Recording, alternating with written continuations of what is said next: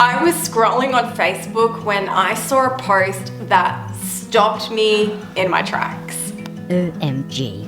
It was about something that I used to do all the time as an INFJ, and yes, sometimes I still struggle with it. But I've been thinking about this topic for INFJs for a while anyways, and it almost felt like this post I saw was like a sign, a lamppost, a true north to actually do this video, which is all about something that INFJs need to stop doing pronto, for the sake of your mental health, for the sake of your peace, your happiness, your calm. What is it? Well, the post I read was, guys, I have to tell somebody this. I just realized that I don't want to make people feel bad for making me feel bad. So if I preemptively know they're sorry, I'll go out of my way to make them feel okay about the cracky things they're doing to me, even though I don't feel okay about it. WTF. This feels like a classic thing that INFJs do.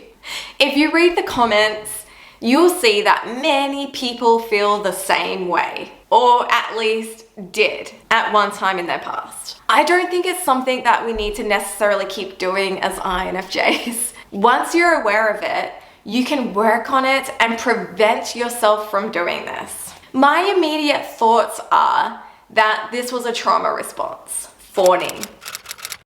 Now, you might have heard of the terminology of fight, flight, freeze. When you're faced with something traumatic or scary, or something happens that your nervous system responds to, you might have heard how you might go into fight mode, which is where you fight it.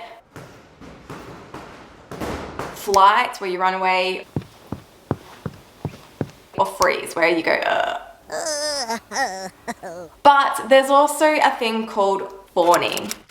And essentially fawning is when you have an abuser and you do what you can to please them. You will try and make them happy. You do what you can to make them happy to help keep you safe. And this is a classic trauma response. And unless you've gone through trauma, a lot of people don't understand why somebody would end up fawning to their abuser, but it is something that happens, and it's very effective, especially when you're a young person and you don't have the resources or the cognitive functioning to get yourself out of a situation. So the next best thing to do is to fawn to your abuser and to people please them, to keep them happy, to keep you safe from any sort of danger that could come your way. I'm going to read to you the dictionary meaning for fawning, which is fawning, seeking or used to seek approval or favor by means of flattery. Another dictionary meaning is praising someone too much and giving them a lot of attention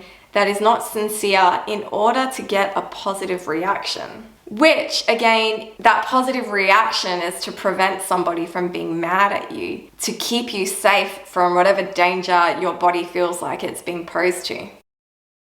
And if it's not fawning, because not everybody has gone through trauma, not everybody has a trauma response, I think it comes down to the fact that as INFJs, we pick up on what people's feelings and behaviors are.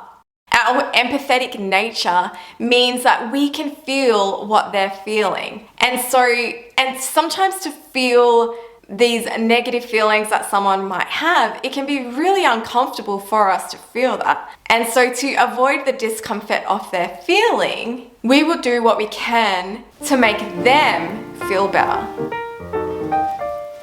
It's almost like we sacrifice our own well-being and our own good because we're more worried about someone else's well-being and their own good, even when they're the person that's in the wrong. When we do this, it almost gives them permission that it's okay to treat us that way, that it's fine to treat us like crap. Don't worry about it. Treat me like crap. It causes us to lose our boundaries. It causes us to lose a bit of ourselves, to lose parts of ourselves because we sacrifice our own feelings and our own hurts just to make them feel better. Doing this can cause long-term mental health effects. I know that when I did this, my gosh, I felt like I lost so much of who I was as a person, and it took me years to recover who I was and what my likes were and what I didn't like, because I was constantly trying to people please to make other people feel happier so that they would be more pleased with me, so then I didn't have to put up with how they felt. We can still approach people with empathy, compassion, and trying to understand where that person is coming from, which I don't think I mentioned this earlier, but often people, INFJs who have been abused in some way, they try and justify the abuser's behavior and think, oh, but they went through this or they did that. But like, no, that is not an excuse for you to be treated that way. It's okay to stick up for yourself and to tell that person that what they're doing is not okay, that it's not accepted. It's okay for them to feel guilty. It's okay for them to feel sorry and feel like they need to apologize, because that's how they're going to learn. And that's how you will set and learn to set healthy boundaries. We need to ask ourselves, why are we people pleasing? What is going on internally for you that makes you feel like you need to people please? Like, yes, we are people that always look for the needs of others and feel their feelings and have empathy. I get that. But what is it in you that stops you from being able to look after your own well-being and to put yourself first? What are you afraid of that would happen? What are your traumas or wounds that need to be healed in this time so that you can learn to please yourself but still care for others? And I'm not telling you to not care about others. I'm not telling you not to care about other people's feelings and to put other people first at times.